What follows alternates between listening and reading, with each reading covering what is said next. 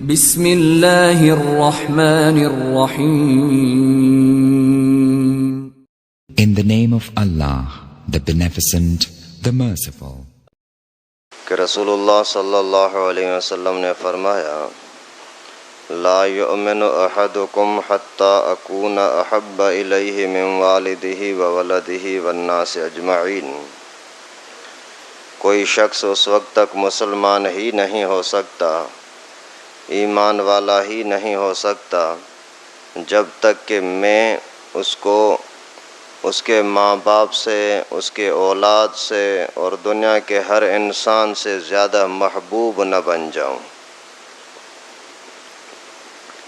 یعنی اللہ کے نبی صلی اللہ علیہ وسلم فرماتے ہیں کہ ایمان کا معیار یہ ہے، آدمی کامل ایماندار تب بن سکتا ہے جب دنیا کے ہر ایک سے زیادہ پیغمبر کریم صلی اللہ علیہ وسلم کے ساتھ محبت زیادہ نہ ہو، تب تک مسلمان نہیں بنے گا.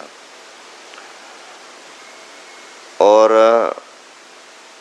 یہ فرائض میں سے ایک اہم ترین فریضہ ہے کہ رسول اللہ صلی اللہ علیہ وسلم کے ساتھ محبت ہو.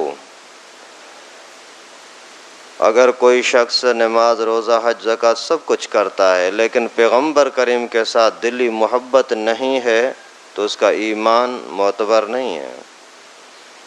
علماء نے لکھا ہے کہ کسی کے ساتھ بھی محبت جو ہوتی ہے اس کے وجہ تین ہوتے ہیں، یا جمال، یا کمال، یا اس کے احسان.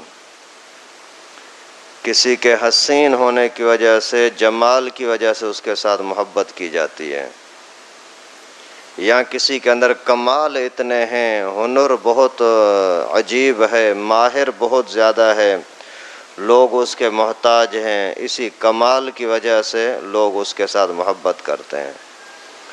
یا پھر کسی کے احسان کی وجہ سے اس کے ساتھ محبت کی جاتی ہے کہ اس کا میرے اوپر احسان بڑا ہے. تو ان تینوں چیزوں کے اندر رسول اللہ صلی اللہ علیہ وسلم کی کوئی مثال ہی نہیں ہے. پیغمبر کریم کے جمال کو دیکھو تو اللہ کے نبی جیسا حسین کائنات کے اندر کوئی ہے ہی نہیں، ہو بھی نہیں سکتا. حضرت حسان رضی اللہ تعالیٰ عنہ فرماتے ہیں کہ وَأَحْسَنُ مِنْكَ لَمْ تَرَ قَطُّ عَيْنِي وَأَجْمَلُ مِنْكَ لَمْ تَلِدِ النِّسَاءُ.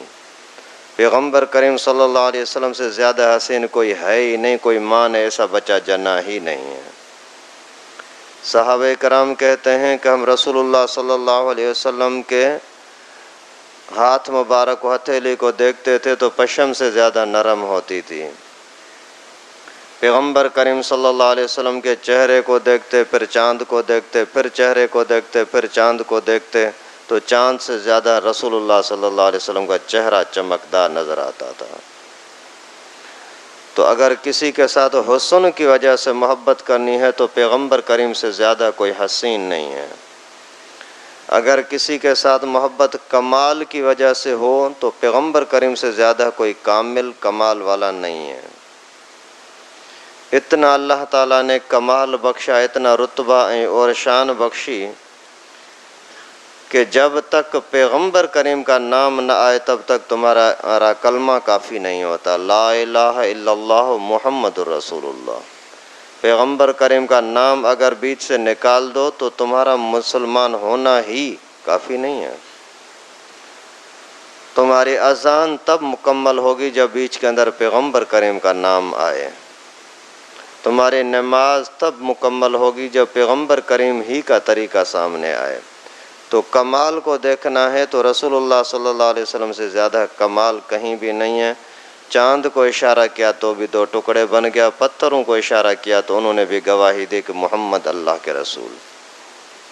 جانوروں کو اشارہ کیا تو انہوں نے بھی آ کر کے تابع داری کی، درختوں کو اشارہ کیا تو انہوں نے قریب آ کر کے سایہ کرنے لگے. تو کمال پیغمبر کریم صلی اللہ علیہ وسلم سے بڑھ کر کے کسی کا نہیں ہو سکتا. اور اگر احسان کی بات ہے تو رسول اللہ صلی اللہ علیہ وسلم سے زیادہ احسان کائنات کے اندر، امت کے اندر کسی کا بھی نہیں ہو سکتا. کہ اگر ہماری یعنی جنت ہے تو بھی پیغمبر کریم کے صدقے ہی مل سکتی ہے. اس سے زیادہ احسان اور کیا ہو سکتا ہے. اگر اللہ کے نبی صلی اللہ علیہ وسلم نے انسانیت سکھائی ہے تو پیغمبر کریم کے انسانیت سکھانے سے پہلے تو انسان جانور تھے، پتہ ہی نہیں ہوتا تھا کہ میری بیٹی کی کیا حیثیت ہے تو میری بیوی کی کیا، میری بہن کی کیا۔ اگر احسان ہیں تو پیغمبر کریم صلی اللہ علیہ وسلم سے بڑھ کر کے کسی اور کے احسان نہیں ہو سکتے۔ یہ زمین، یہ آسمان، یہ ساری چیزیں پہلے بھی تھیں پیغمبر کریم سے، لیکن اسی زمین کے اندر چھپا ہوا یہ پیٹرول اور اس طرح کے خزانے، ہیرے لال جواہر، یہ پہلے نہیں نکالے جا سکتے تھے، پیغمبر کریم کے صدقے یہ ہوا۔ یہ جو ٹیکنالوجی آج کل آپ دیکھ رہے ہیں اور جہاز اڑ رہے ہیں، یہ بھی رسول اللہ صلی اللہ علیہ وسلم کے صدقے ہمیں ملے ہیں۔ تو اگر احسان کو دیکھا جائے تو پیغمبر کریم صلی اللہ علیہ وسلم سے بڑھ کر کے کسی کا احسان نہیں ہے۔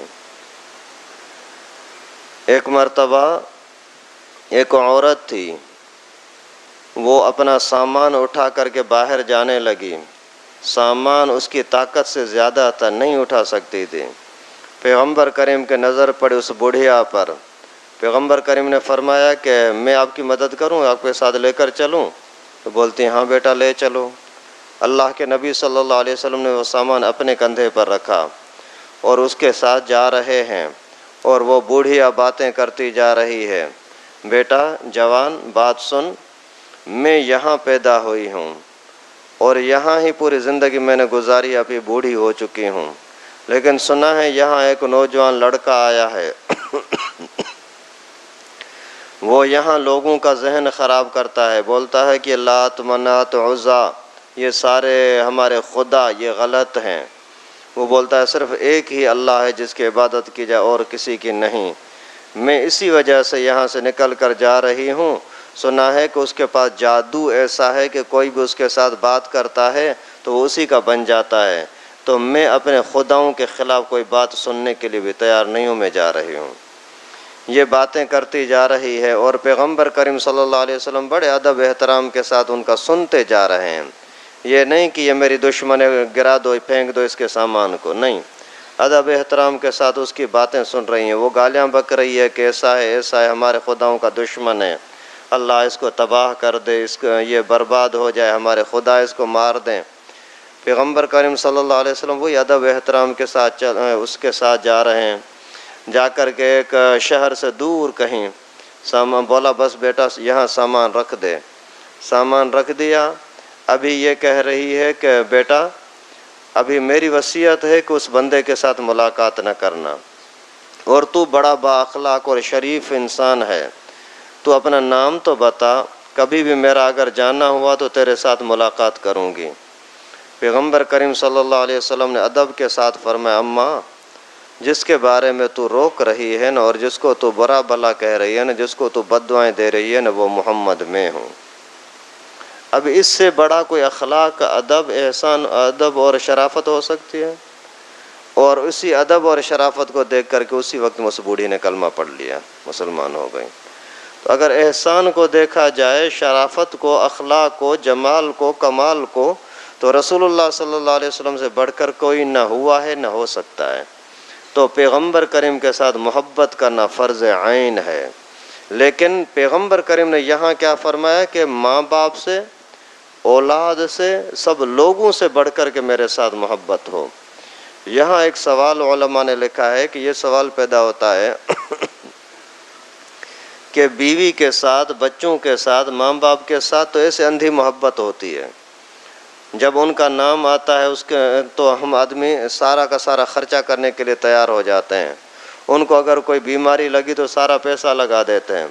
اللہ کے نبی کے نام پر تو ہم اتنا نہیں کرتے، تو پھر ہمارا ایمان تو کامل نہیں ہو سکتا۔ تو علماء نے اس کا جواب دیا ہے کہ محبت دو طرح کی ہوتی ہے، ایک محبت طبعی ہوتی ہے، طبیعت کے اعتبار سے، یہ غیر اختیاری ہوتی ہے، آدمی اس میں سوچتا سمجھتا نہیں ہے، ویسے ہی اندھا ہوتا ہے اس محبت کے اندر۔ یہ جانوروں کے اندر بھی محبت ہوتی ہے، اپنے بچوں کے لیے اپنی جان دے دیتے ہیں۔ اور دوسری محبت شرعی ہوتی ہے، عقلی، شریعت کا تقاضا اس اعتبار سے پھر جب شریعت کا معاملہ آئے تو بیٹا اور پیغمبر کریم ان دونوں کا جب مقابلہ ہو تو پھر پیغمبر کریم کو آگے کرنا یہ ہے اس کے لیے ایمان کا حصہ اور یہ اس کے اوپر فرض ہے۔ مثال کے طور پر کوئی بھی بندہ مسلمان کتنا بھی گیا گزرا ہے لیکن وہ بولتا ہے کہ میرا بیٹا نبی پاک کے سے زیادہ حسین ہے، کوئی یہ جملہ برداشت نہیں کر سکتا۔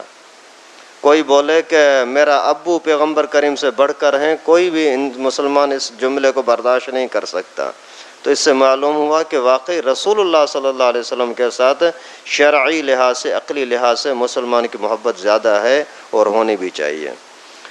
ایک مرتبہ رسول اللہ صلی اللہ علیہ وسلم وہاں غزوہ احد میں تھے اور بات مشہور ہو گئی کہ نبی پاک کو شہید کر دیا گیا ہے۔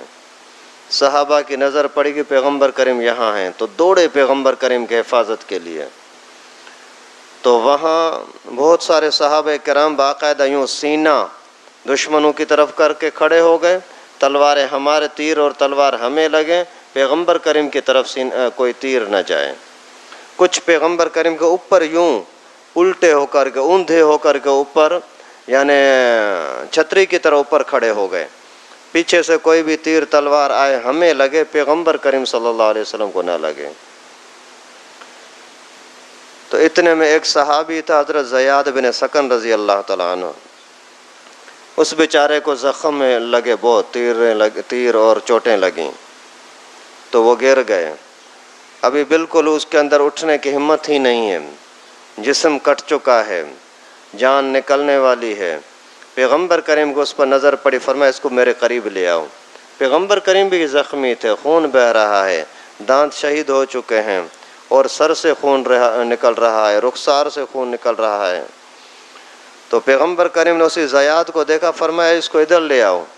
زیاد کو جیسے ہی قریب لائے تو پیغمبر کریم کے پاؤں مبارک جیسے آگے پھیلے ہوئے تھے تو اس کے اسی صحابی سے تھوڑا سا پاؤں دور تھا، تو وہ گھسیٹ کر کے آگے بڑھ کر کے پیغمبر کریم کے قدم مبارک پر ہونٹ رکھ کر کے چوما اور آنکھیں رکھ کر کے وہاں سویا، وہیں اس کی جان چلی گئی۔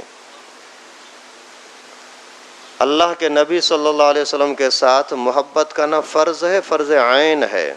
ابھی اس عالم کے اندر انسان کیسے تڑپتا ہے، اس وقت میں بھی یہ ہے کہ نبی پاک صلی اللہ علیہ وسلم کے اگر قدم کو میں نے چوم لیا تو میرے لیے کامیابی ہے۔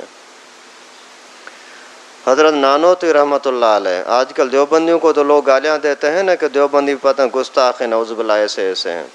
دارالعلوم دیوبند کے بانی، دیوبندیوں کی بنیاد رکھنے والے حضرت نانوتوی رحمہ اللہ، وہ جب اس کو انگریز نے اس کو گرفتار کرنے کا حکم دیا کہ یہ اسلام کی وجہ سے اور مسلمانوں کی رہنمائی کرتے ہوئے اور انگریز کے خلاف فتویٰ دیا ہے، انگریز اسلام کو مٹانا چاہ رہے تھے، اس نے فتویٰ دیا کہ انگریز کے خلاف جہاد کرو، تو انہوں نے بولا کہ اس کو پکڑنا ہے، آرڈر جاری کیا کہ اس کو گرفتار کرو، اور پولیس اس کی انگریز کی پولیس اس کو پکڑنے کے چکر میں تھی۔ تو سب ساتھیوں نے آ کر کے مشورہ دیا کہ حضرت وہ آپ کو پکڑنا چاہ رہے ہیں، ہمارا مشورہ ہے آپ روپوش ہو جائیں، کسی جگہ پر چھپ جائیں، کیونکہ آپ اگر جیل میں چلے گئے تو پھر ہماری قیادت کون کرے گا، قائد ہیں آپ باہر رہوں، اچھا ہے۔ تو حضرت نے پہلے تو مان نہیں رہے تھے، لیکن جب انہوں نے اصرار کیا سب ساتھیوں نے تو فرمایا ٹھیک ہے۔ جا کر کے 3 دن تک وہ کسی جگہ پر یعنی تنہا رہے۔ اس کے بعد 3 دن ختم ہوئے تو واپس آ گئے۔ پر سب لوگوں نے بولا حضرت یہ کیا کیا؟ بولا یار میں نے صرف اس وجہ سے تمہاری بات مانی تھی کہ میں نے جب رسول اللہ صلی اللہ علیہ وسلم کی زندگی پر نظر رکھی نا، نظر دوڑائی، تو صرف 3 دن پیغمبر کریم صلی اللہ علیہ وسلم غار ثور کے اندر ٹھہرے تھے، اس سے زیادہ کبھی بھی پیغمبر کریم صلی اللہ علیہ وسلم نے اس طرح سے روپوش نہیں ہوئے، تو مجھے بھی سنت سے ہٹ کر کے کوئی کام نہیں کرنا۔ محبت یہ ہوتی ہے، محبت یہ ہوتی ہے بھائی۔ اسی حضرت نانوتوی رحمہ اللہ کا واقعہ ہے کہ ایک مرتبہ وہاں عمرے پر گیا، حج پر گیا، تو مدینے سے کئی کلومیٹر دور تھے، چپل اتار دی، پیدل چلنے لگے۔ تو پیچھے جو اور ساتھی تو انہوں نے بھی چپل اتار دی کہ ہم بھی ایسا ہی کرتے ہیں۔ تو وہ نوکیلے پتھر تھے، کانٹے تھے، برداشت نہیں ہوا، انہوں نے چپل پہن لی، خون بہنے لگا۔ حضرت وہی بڑی ادب اور احترام کے ساتھ بغیر چپل کے جا رہے ہیں. آخر کسی نے پوچھ لیا حضرت ایسا کیوں کرتے ہو؟ بولا یار یہاں رسول اللہ صلی اللہ علیہ وسلم نے قیام فرمایا ہے نا، ہو سکتا ہے کسی جگہ پر پیغمبر کریم کا قدم مبارک آیا ہو اور وہاں میں جتی کے ساتھ چلوں، یہ ادب کے خلاف ہے. اللہ کے نبی صلی اللہ علیہ وسلم کا نام آئے تو ادب احترام کے ساتھ بول دو صلی اللہ علیہ وسلم. کتنی لڑائی چل رہی ہے، جھگڑا چل رہا ہے، کیا بھی ہے، لیکن اگر آپ کے سامنے کسی نے بول دیا کہ پیغمبر کریم نے اس سے منع کیا ہے، رک جاؤ، بس سمجھو کہ آپ کے اوپر پانی پڑ گیا. یہ ہے محبت، یہ ہے ایمان، یہ ہے اسلام. لیکن اللہ کے نبی صلی اللہ علیہ وسلم کو کے ساتھ محبت بھی حد کے اندر جو قرآن اور حدیث نے سمجھائی ہے. یہ نہ کہ محبت میں آ کر کے آپ اللہ تعالیٰ کے ساتھ ملا دو، یہ بہت بڑی آپ کی عقیدے کے اعتبار سے تباہی ہوگی، شرک ہوگا. اور یہ بھی نہیں کہ پیغمبر کریم صلی اللہ علیہ وسلم کو بالکل نیچے گرا دو، نعوذ باللہ. یہودیوں نے حضرت عیسیٰ علیہ الصلوۃ والسلام کو اتنا نیچے گرا دیا کہ نعوذ باللہ ثم نعوذ باللہ، انہوں نے بولا یہ حرام کی اولاد ہی نہیں ہے، نعوذ باللہ. اور عیسائیوں نے حضرت عیسیٰ علیہ الصلوۃ والسلام کو اتنا آگے کیا کہ اللہ تعالیٰ کے ساتھ برابر کر کے اور بولا کہ حضرت عیسیٰ اللہ کا بیٹا ہے اور اللہ تعالیٰ کا شریک ہے، اور تین خدا ہیں، اللہ معبود تین ہیں، ایک عیسیٰ، اس کی اماں مریم اور اللہ، تین. تو اس طریقے سے کرنا حرام ہے، اپنا ایمان کو برباد کرنا ہے حد کے اندر. کائنات کے اندر پیغمبر کریم صلی اللہ علیہ وسلم مخلوق ہیں، لیکن مخلوق میں سب سے عظیم ترین شخصیت. اور قرآن پاک میں واضح طور پر اللہ تعالیٰ نے فرمایا قل انما انا بشر مثلکم. رسول اللہ صلی اللہ علیہ وسلم بشر ہیں، کیونکہ مخلوق کے اندر سب سے زیادہ عظمت والی کوئی مخلوق ہے تو وہ بشر ہے. فرشتوں سے زیادہ عظمت والی مخلوق بشر ہے. پیغمبر کریم صلی اللہ علیہ وسلم بشروں کے سردار ہیں، انبیاء کرام کے بھی امام ہیں. اور پیغمبر کریم صلی اللہ علیہ وسلم مشکل کشا نہیں ہیں، کیونکہ قرآن واضح طور پر فرماتا وَإِن يَمْسَسْكَ اللَّهُ بِضُرٍّ فَلَا كَاشِفَ لَهُ إِلَّا هُوَ. نفع نقصان کا مالک صرف اللہ ہے، علم غیب کا مالک صرف اللہ ہے. یہ عقیدہ قرآن کے مطابق. اگر اپنی طرف سے ہم کچھ بھی آگے پیچھے کریں گے تو قرآن پاک کے انکار کی وجہ سے کفر لازم آ جائے گا. اللہ تعالیٰ سے دعا ہے کہ اللہ پاک ہم سب کو رسول اللہ صلی اللہ علیہ وسلم کے ساتھ کما حق ہو محبت کرنے کی توفیق نصیب فرمائے. نبی پاک کے شان کی خاطر، ختم نبوت کی عظمت کی خاطر ہر طرح کی قربانی دینے کی توفیق نصیب فرمائے. ختم نبوت کے دشمنوں کو، رسول اللہ صلی اللہ علیہ وسلم کے دشمنوں کو اپنے ذاتی دشمنوں سے زیادہ دشمن سمجھنے کی توفیق نصیب فرمائے. وآخر دعوانا ان الحمد للہ رب العالمین. لائک کریں ہمارے چینل کو اور سبسکرائب کریں اور بیل آئیکن کو دبانا نہ بھولیں.